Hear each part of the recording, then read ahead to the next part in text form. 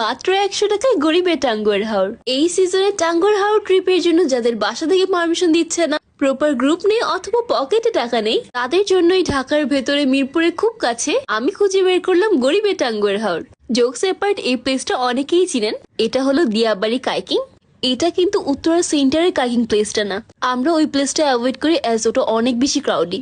Uttara south metro স্টেশনের পরে সূর্যমুখী ক্ষেতের পাশেই কিন্তু এই সুন্দর কাইকিং স্পট, যেখানে হচ্ছে আপনার 1 ঘন্টা কাইকিং করতে লাগবে মাত্র 100 টাকা।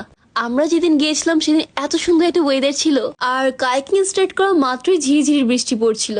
যারা বৃষ্টির মধ্যে নৌকা চড়েছেন তারা জানেন যে বৃষ্টির মধ্যে নৌকা চড়ার মজাটাই কিন্তু আলাদা।